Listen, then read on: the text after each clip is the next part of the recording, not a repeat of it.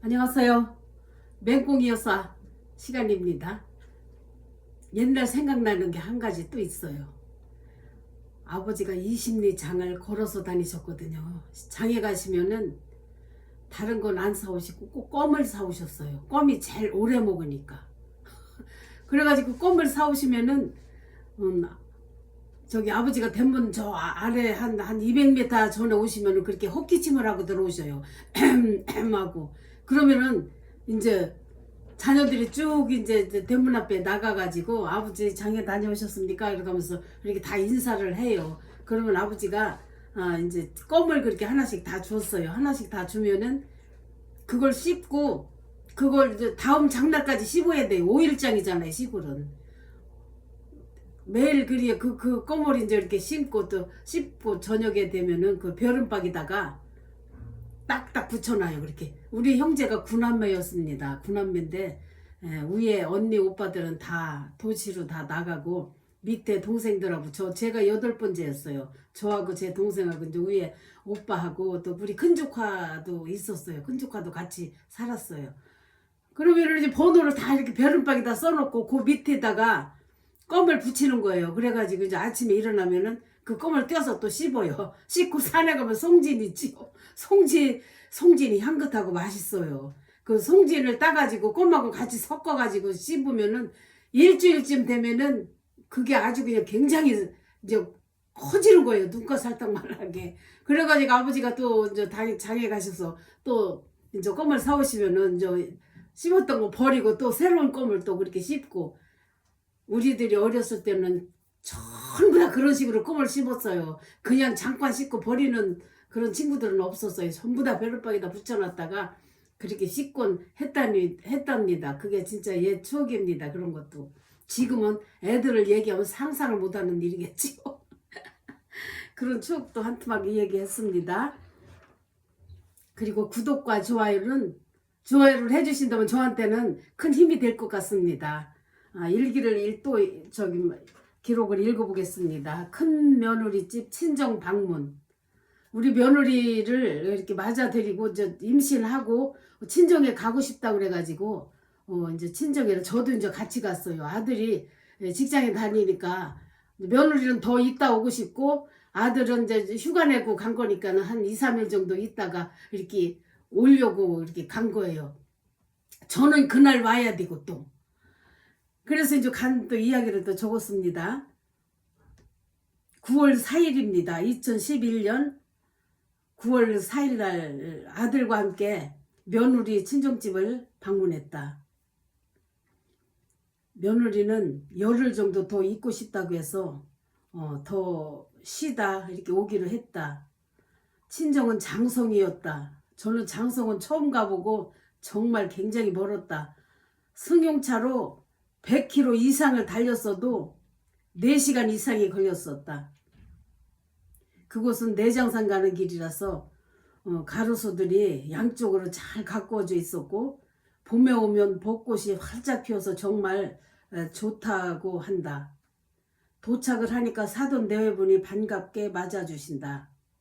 집도 아담하고 앞마당에 심어놓은 생강, 고추, 상추, 파, 콩 등이 보기도 좋고 인상적이었다. 저는 진짜 이렇게 마당에다 그렇게 그 생강, 고추, 상추 이런 거 심어놓은 거는 저는 처음 봤어요. 주로 마당에다 이렇게 잔디가 있고 한쪽으로 야채를 이렇게 심고 하는데 우리 그 사돈께서는 전부 다 잔디는 하나도 없고 전부 다 그렇게 먹거리를 그렇게 심어 놓으셨더라고요. 그게 굉장히 저는 인상적이었어요.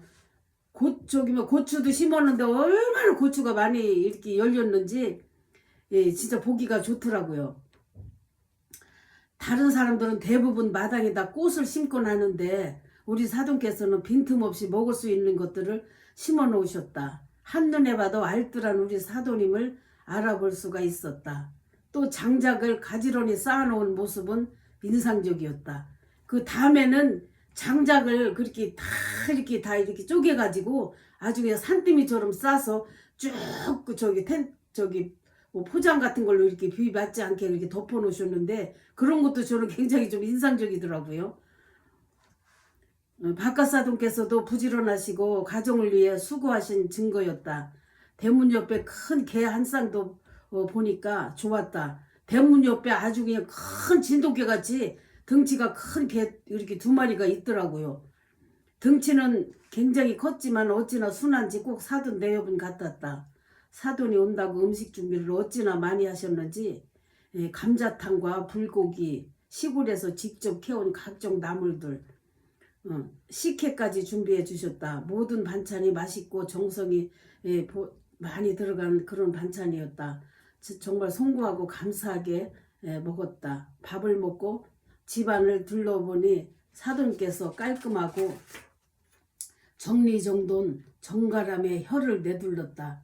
신발장이며 옷장, 광 모두를 둘러보고 정갈한 모습에 놀라기도 했지만 내가 하나님 은혜로 며느리를 잘 보았구나 생각했다. 우리 사돈께서 살림하시는 걸 보니까 주로 딸들은 엄마 닮는다고 하잖아요. 얼마나 정리정돈과 깔끔하게 그렇게 시골 살림을 그렇게 하시는지 진짜 우리 며느리도 어머니한테 좋은 걸 많이 배웠겠구나 싶어서 마음이 기쁘고 흐뭇하더라고요. 오늘 사돈 댁에는 오기를 잘했다고 생각했어요. 사돈네 집에 오기를 잘했다. 그리고 주변에 살림 욕장이 있다고 해서 5명 모두 우리 사돈도 다 결혼시키고 둘이 살고 계셨어요. 5명이 모두 그곳에 가보니 정말 수백 그루의 나무들이 쭉쭉 하늘로 뻗어 올라가고 정말 구경거리였다. 우리들은 돗자리를 깔고 쭉 둘러앉아서 이야기를 나누었다. 집에 갈 시간쯤 내려와서 앞마당에 고추를 땄다. 고추나무 10그루에서 얼마나 많이 열렸는지 바구니 한 바구니를 땄다. 고추나무 10그루를 이렇게 심으셨는데 고추가 얼마나 많이 열렸는지 10그루를 위해서 조금 땄어도 소쿠리를 하나가 되더라고요. 작은 씨앗 한 개가 이렇게 많은 열매를 맺는지 정말 신기하기도 했다. 마지막으로 사돈은 팥죽을 준비했다면서 저녁에 저녁상을 차리셨다. 또 팥죽을 쑤신 거예요. 내가 여기 치아가 약하니까 저는 항상 이빨 때문에 좀 고통을 받고 있거든요. 지금도 임플란트를 하고 있어요. 이렇게 아들 결혼하고 임플란트 한 것이 10년 이상 되니까 다시 빠지더라고요. 그래서 지금 임플란트 2개를 하고 있는 중이라 발음이 정확하지가 않아요. 어금니 2개가 지금 없는 상태입니다. 내가 치아가 약하다는 것을 아시고 팥죽을 준비하셨다. 배려할 줄도 아는 사돈의 마음 씀씀이에 감사하지 않을 수 없었다. 떠나올 때도 이것저것 어찌나 골고루 싸주시는지 내가 친정집에 다녀온다는 그런 착각을 할 정도였다. 우거지며 호박잎, 식혜, 팥죽, 고추, 며느리 먹으라고 각종 나물 반찬, 매실 엑기스, 하여간 트렁크가 꽉 차게 싣고 왔다. 언제 서울에 꼭 오시라고 하니까 윤경이가 아기를 낳으면 오겠다고 하셨다. 이번에 내가 너무나 과한 대접을 받고 보니 다음엔 내가 대접을 할 차례라는 생각에 속으로 걱정이 앞섰다. 사돈은 식당 음식은 절대로 안 드신다고 하는데 내가 무엇으로 어떻게 우리 사돈에게 감동받게 대접을 해야 하는지 걱정스러웠다. 갈 때는 아들이 운전을 했으니까 올 때는 내가 운전대를 잡았다. 7시 반에 출발해서 서울에 도착하니 12시가 넘었다. 몸은 조금 피곤했지만 마음만은 즐거운 하루였다. 이렇게 그때 가보고는 지금까지 가본 적이 없어요. 우리 사돈이 얼마나 진짜 정갈하게 살림을 하시는지 그 소쿠리며 그 다라이 같은 거 다 씻어가지고요. 아주 한 개 한 개 비닐로 다 이렇게 싸가지고 광에다 쭉 그렇게 전시해 놓은 것처럼 그렇게 엎어놓으셨더라고요. 신발장도 열어보니까 햇빛이 쫙 뜨는 신발장이었는데 신발 하나하나 전부 다 신문지를 돌돌 말아가지고 전부 다 그 안에도 넣고 이렇게 아침에 햇빛 받으라고 이렇게 신발장 문을 열어놓고 해가 기울어지면 이렇게 닫고 그런 식으로 하시더라고요. 그 창틀을 보니까요 먼지 하나가 없어요. 세상에 이중창인데 아유 창틀까지 시골에서 그렇게 깨끗하게 그렇게 관리하기가 정말 쉽지 않을 겁니다. 달력을 보니까 날마다 이렇게 써놓으셨어요. 무슨 날은 뭐를 하고 무슨 날은 뭐 하고 산에 가서 요때는 산에 어디 가서 무엇을 따야 되고 뭐 나물 같은 거 어느 철에 그렇게 뜯으러 가야 되는지 그런 것까지 기록을 꼼꼼하게 그렇게 해놓으셨더라고요. 지금 아주 잘 살고 계십니다. 건강하게. 여기는 여기까지고요. 다음은 아유 이것도 문제네요.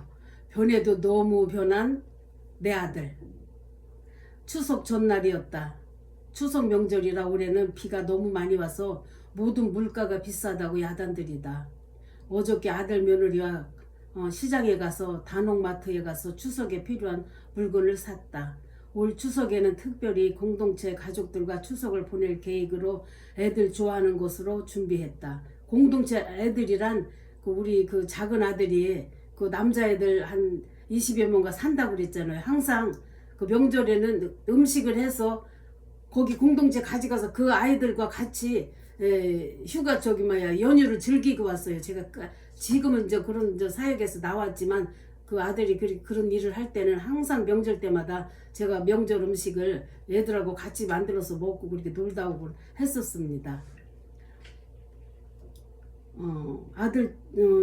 올 추석은 특별히 공동체 가족들과 추석을 보낼 계획으로 애들이 좋아하는 곳으로 준비를 했다. 추석 경비로 우리 큰아들이 경비를 좀 내놓았다. 아침에 며느리가 어머니 치과 치료하는데 돈 많이 쓰셨다며 명절에 쓰는 돈, 명절에 쓸 돈을 용돈으로 이렇게 주더라고요. 30만 원을 봉투에 담아주는데 나는 정말 생각도 못했었는데 참 깜짝 놀랐었고 거기까지 생각해주는 아들 며느리가 고맙고 대견하고 사랑스러웠다. 하여간 추석 명절에 우리 집에서도 음식을 만들어서 먹으려고 갈비와 여러 가지 포 뜨고 그렇게 호박전, 버섯전, 또 고추전, 양파 넣고 부침을 하는데 우리 아들이 척척 일을 하는데 너무도 잘하는 것이다. 우리 아들이 결혼 전에는 물 한 잔을 안 떠다 먹었었어요. 그런데 이렇게 결혼을 하고 나니까 부침개도 잘 부치고 주방 일을 너무 잘하더라고요. 내가 너무 놀랐어요. 진짜 내 아들이 그렇게까지 하는 거는 생각도 못했는데 그렇게 아주 주방 일을 척척 잘하더라고요. 부침도 잘하고 설거지도 잘하고 아유 세상에 장가 가기 전에는 숟가락 하나 안 씻던 아들이 주방 일을 어찌나 잘하는지 나는 너무나 놀라지 않을 수가 없었다. 변해도 너무 확 변한 아들을 보면서 대견하기도 하고 만감이 교차했다. 모든 걸 감사하지 않을 수 없었다. 며느리도 어찌나 꼼꼼하고 깔끔하게 일을 하는지 마음에 쏙 들었다. 진짜 이런 것을 친정 엄마한테 그렇게 배워가지고 아주 부침을 하나 해도 그냥 정갈하게 그렇게 해서 그렇게 쟁반에다 이렇게 놓더라고요. 나보다 더 잘해 그런 거는. 점심에는 며느리가 제육볶음을 했다고 맛깔스럽게 잘해서 함께 잘 먹었다. 모든 일이 끝나고 저녁에는 우리가 만든 음식과 간단히 맥주 한잔 하며 기분 좋은 대화를 나누는 시간을 가졌다. 저는 애들하고 이런 시간을 자주 즐겼습니다. 대화하는 그런 시간을 많이 가지려고 노력을 했어요. 그래 이때도 그 추석 명절 음식과 맥주를 하면서 이렇게 즐겼던 것 같으네요. 아들은 모든 사람들이 자기를 지켜보고 있으니까 정말 잘 살아야 된다고 말을 한다. 우리 교회에서 우리 아들이 굉장히 좀 성실하다고도 했어요. 그래 중매도 좀 들어오고 했었는데 자기가 사귀는 지금 이 며느리랑 사귀기 때문에 사귀어서 이렇게 결혼을 했기 때문에 많은 사람들이 제가 어떻게 사나 지켜본다고 좀 늘 생각을 했었는가 봐요. 예쁘게 잘 사니까 주변에 많은 사람들이 관심을 가져주는 모양이었다. 오늘처럼만 한다면 잘 살 수밖에 없다고 생각을 해본다. 며느리도 알뜰하고 겸손하고 착하고 너희들은 잘 살 수밖에 없다고 생각했다. 돌아갈 때 갈비며 부침개를 한아름 싸주었다. 난 공동체 가면 하루를 자고 올 계획이다. 애들은 집에 와서 먹어야 되니까 또 친구들이 놀러 올 모양이다. 명절인데 손님이 오면 먹을 것이 있어야 되겠지. 하여간 며느리 없고 첫 번째 맞는 명절을 보내며 감사한 일들이 너무나 많아서 행복했고 하나님께 감사를 드렸다. 이렇게 착한 며느리를 주신 것도 저는 제가 늘 기도했어요. 좋은 며느리 맞이하게 해달라고. 그래서 이 모든 것이 다 하나님 은혜라고 우리 생각을 했습니다. 이날은 또 이렇게 기록을 했고요. 이건 또 노곤사 며느리와 나들이를 한 것을 여기다 또 기록을 했네요. 지난주에 노곤사가 우리 가게 놀러와서 한숨을 지으면서 그동안 여러 가지 속사정을 털어놓는데 안 됐다는 생각을 했었다. 노곤사 남편 요양원에서 다른 환자와 몰래 술을 먹다 간호원에게 들켜서 쫓겨났다는 이야기였다. 함께 먹은 환자도 쇼크로 쓰러져서 응급실로 실려갔다고 한다. 이 노곤사라는 사람은 그 남편이 그렇게 다른 여자랑 살고 있었어요. 그런데 살면서 여러 가지 문제가 그 남편이 좀 몸이 안 좋아가지고 병원에 입원을 했는데 병원에서 절대 술 먹지 말라고 했는데 몰래 그리고 술을 사다가 아마 드셨던 모양이에요. 그래서 할 수 없이 집으로 데려왔는데 병원에서 막 나가라고 했나 봐요. 의사 말을 듣지 않고 그렇게 술을 먹으니까 의사가 나는 돌봐줄 수가 없으니까 우리 병원에서 나가시오. 그렇게 했는가 봐요. 그래서 환자가 어디 갈 데가 없으니까 큰 부인한테 온 거예요, 글쎄. 그래서 가족들을 힘들게 한다는 것이었다. 밤새도록 TV를 켜고 가족들이 잠을 자도 텔레비를 크게 틀어놓고 식구들이 잠을 못 잔다고 한다. 가족들에게 말을 함부로 해서 며느리 보기에 너무 미안하다고도 한다. 그 윤기 아빠는 밤낮으로 자니까 환자니까 밤낮으로 자겠지요. 늘 누워있으니까. 다른 사람들은 다 일을 나가야 돼서 저녁에 들어와서 잠을 자야 되는데 그렇게 아버지라는 사람이 따로 살던 사람이 들어와가지고 그냥 텔레비도 크게 틀어놓고 그냥 말을 함부로 막 그렇게 욕도 하고 이거 가져라 저거 가져라 하니 얼마나 속이 상했겠어요, 글쎄. 그래서 윤기 아빠는 밤낮으로 자니까 낮에 일하는 식구들은 밤에 편히 잠을 자야 되는데 TV 소리와 또 시도 때도 없이 식구들을 깨워서 심부름을 시키고 하여간 가족들이 살 수가 없다고 걱정을 했었다. 정이 없으니까 서로가 말을 함부로 해서 상처 주고 어디 바람이라도 나서 쏘이고 싶다고 해서 다음 주 토요일 날 떠나자고 약속을 했었다. 하도 이 엄마가 속을 상해 하길래 저랑 같이 바람이라도 좀 쏘이고 기분 전환을 좀 하는 게 어떤가 해서 제가 좀 나가자고 했었어요. 그래서 그날이 오늘이었던 거예요. 그날 10시경에 노건사가 자기 며느리와 손주도 함께 갔으면 하는데 어떠냐는 의견을 물어오기에 속으로는 불편했지만 그렇게 하자고 약속을 했다. 둘이만 가려고 했었는데 이 권사가 자기 며느리하고 손주를 데리고 온다는 거예요. 그러니 뭐 손주 며느리는 안 된다고 할 수는 없어서 제가 그냥 할 수 없지 뭐 그냥 와 그렇게 했어요. 그동안 며느리도 시아버지 모시느라 스트레스가 많았겠다 싶어서 내가 먹을 거라도 준비하고 싶어서 사돈이 해주신 떡과 고구마, 과일, 커피, 우유 등을 바쁘게 이렇게 준비를 했습니다. 1시 반에 만나가지고 임진각을 이첨 저첨해서 가기로 했다. 가다 보니 윤기 엄마 차로 가는데 차에 기름이 없었다. 주유할 때 기름값 보태라고 금일봉을 주었다. 가는 길도 길이 막히는 편이었다. 파주도 많이 발전하고 있었다. 윤기 아들은 차에서 어찌나 울고 칭얼대는지 말도 못하고 정말 불편했다.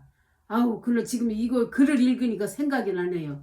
이 손주가 차에서 계속 우는 거예요, 글쎄. 조용히 살던 사람이 머리를 식히러 나가는데 아이를 데리고 가가지고 계속 차에서 아이가 울으니 얼마나 스트레스가 그게 다가오겠어요. 그렇다고 말도 못하고 꼭 참고 간 거예요. 임진각에 도착을 하니까 기아대책 월드비전에서 행사를 하고 있었다. 사람들이 굉장히 많았으며 내일 통일 마라톤 대회가 있다고 준비하느라 분주했다. 우리는 내가 준비해간 음식을 먹으며 휴식을 즐겼다. 그곳에 갔으니까 명물 청국장을 사기도 했다. 거기는 그 청국장이 유명하더라고요. 그쪽 파주 지역은 콩이 특산품인가 봐요. 그래 청국장, 된장, 고추장 그런 걸 그렇게 많이 만들어서 이렇게 팔더라고요. 6시 조금 넘어서 출발해서 집에 오는데 일산쯤 왔을까 어찌나 차가 막히는지 마포대교까지 서 있다시피 했다. 노건사에게 어찌나 미안하던지 서울에 도착하니 9시쯤 되었다. 우리는 칼국수집에 들러서 칼국수집에 가서 제가 저녁을 사줬어요. 운전하라고 수고했다고. 함께 먹고 헤어졌다. 윤기 엄마가 요즘 경제적으로 마음적으로 여러 가지로 살기가 팍팍한 것 같았다. 정말 마음 아프다. 난 집에 와서 괜히 잠이 안 와서 2시까지 책 아리랑을 읽었다. 저는 늘 독서를 좋아합니다. 그래서 꾸준히 어려서부터 이렇게 독서를 하고 있었어요. 이때 이 아리랑이 굉장히 인기였었어요. 그래서 아리랑이 장편을 읽고 있었습니다. 이게 2011년 9월에 있었던 일입니다. 산정호수로 교회 소풍 간 이야기가 또 기록이 돼 있네요. 우리 교회 소풍을 갈 때마다 날씨도 좋고 각종 간식을 어찌나 많이 주는지 나는 항상 교회에서 소풍 갈 때면 시장 가방을 준비해 가지고 간다. 떡과 바나나, 음식물, 음료수, 물, 과자, 껌 하여간 주는 대로 다 먹다가는 점심을 먹을 수가 없었다. 나는 아무것도 먹지 않고 모두 가방에다 차곡차곡 넣었다. 교회에서 8시 반에 출발해서 산장호수에 도착하니 10시쯤 되었다. 나는 처음 와보는 곳이었다. 호수를 끼고 한 바퀴를 도니까 1시간이 걸렸다. 포천 하면 이동갈비가 유명한 곳이다. 예약된 식당으로 가서 갈비로 점심을 먹고 포천 운악산 포도와 금방 삶은 밤을 한 소쿠리 가져와서 작은 호수가 보이는 평상에서 맛있게 먹고 바로 옆에 숯가마가 있기에 처음으로 숯가마에 갔는데 숯가마라는 곳이 나는 사우나와 찜질방이 있는 데인 줄 알았는데 그게 아니었다. 샤워 시설만 돼 있고 이불을 쓰고 토굴 같은 데로 들어가는데 정말 어찌나 뜨거운지 3분을 버티기가 힘든 곳이었다.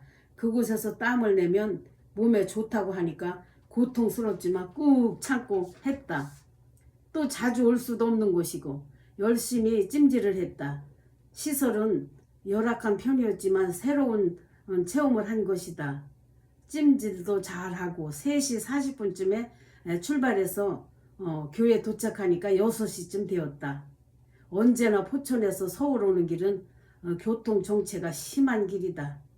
옆자리에 이 권사님과 둘이서 오면서 많은 대화를 했다. 그 권사님도 부잣집에서 태어나 꿈을 안고 결혼을 했지만 남편에게 구타와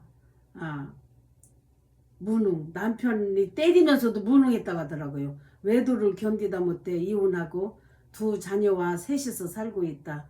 큰딸은 작년에 결혼시키고 지금 아들과 둘이 열심히 살고 있다. 나의 삶과 비슷한 점이 많은 것 같아서 서로가 대화도 잘 되고 공감대를 형성할 수 있어서 좋은 점도 있었다. 집에까지 그 집사님 집에까지 제가 차로 태워다 주고 왔다. 옛날에는 교회 소풍을 가면 차 안에서도 노래도 부르고 참 재미가 있었는데 지금은 차에서도 오직 전도와 열린 예배 이야기뿐이다. 갈 때는 옆 사람의 칭찬을 3가지씩 하라는 목사님이 뜻에 따라 조용히 갔다.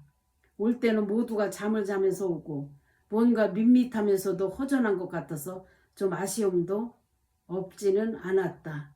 그렇지만 오늘 하루도 즐거운 하루를 지낼 수 있었다. 감사한 하루였습니다. 오늘은 여기까지 하겠습니다. 내일 또 다음 이야기를 하겠습니다. 감사합니다.